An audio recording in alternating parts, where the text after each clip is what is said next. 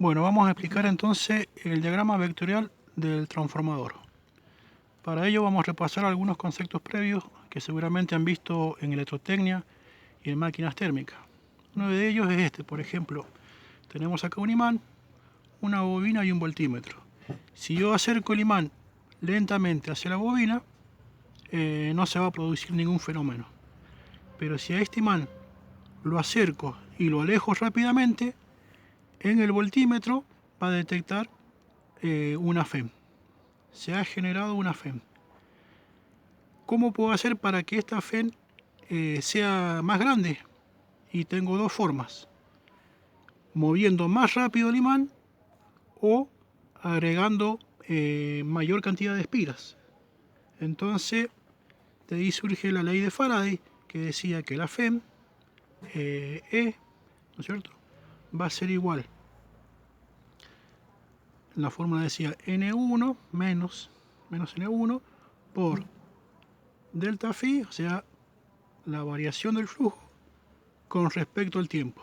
Bueno, por 10 a la menos 8 no vamos a poner el tema de las unidades, ¿verdad? Entonces, esta FEM va a ser mayor cuando aumente el número de vueltas del bobinado o la variación del flujo con respecto al tiempo sea mayor, que equivale a decir a que esto se mueva más rápido. Yo lo puedo mover en este sentido o puedo sobre este eje hacerlo girar y el flujo también va a variar. El principio de generador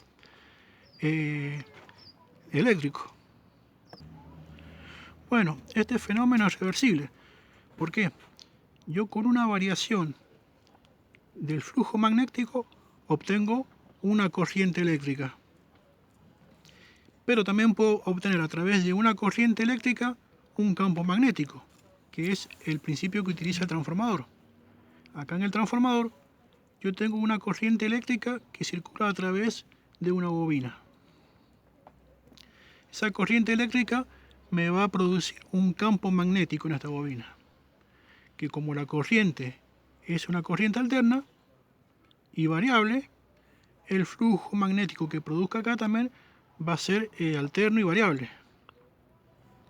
Y ese flujo magnético se va a cerrar a través de la armadura de hierro, ¿no es cierto?, que es el camino magnético de menor reluctancia. Entonces se van a concentrar el campo magnético sobre el hierro del transformador. Ese campo magnético variable va a atravesar la bobina del secundario. Bueno, observen que acá en el secundario no tengo conectado nada, ¿no es cierto? Pero, como en el caso anterior, como en este, si colocara un voltímetro, acá voy a obtener una tensión o una FEM. Esa FEM va a depender, como ya dijimos, de el número de vueltas y de la variación del flujo. El número de vueltas en este caso sería el número de vueltas del secundario y la variación del flujo con respecto al tiempo. Como esto es constante, ¿no es cierto?, porque dijimos que el flujo es constante y lo está produciendo el bobinado primario, yo puedo variar el valor de la FEM secundaria variando la cantidad de vueltas. Si este número de vueltas es mayor al número de vueltas que tiene el primario, la tensión que voy a obtener acá va a ser mayor al primario, y en ese caso va a ser un transformador elevador. Si es menor, esta tensión va a ser menor y el transformador sería un transformador reductor. Por ejemplo, el que hicimos en el taller era para un cargador de batería, las vueltas del secundario eran menor y obteníamos 12 volts.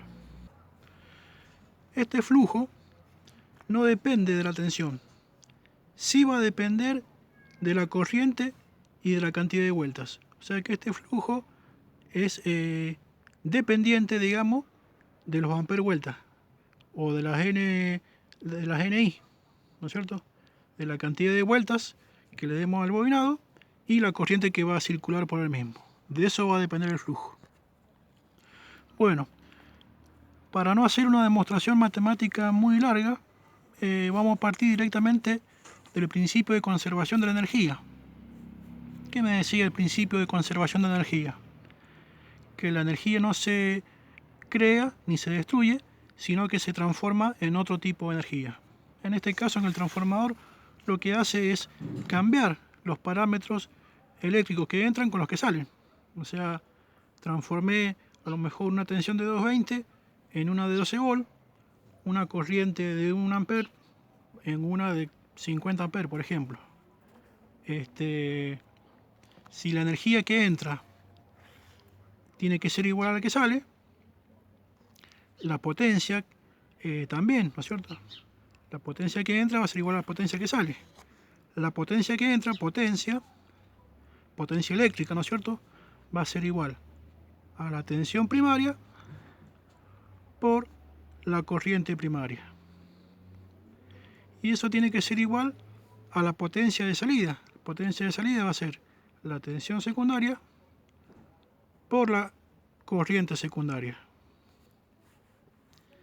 De ahí podemos hacer que B1 sobre, y pasamos este término acá al primer miembro, sobre B2 me va a quedar igual a I2.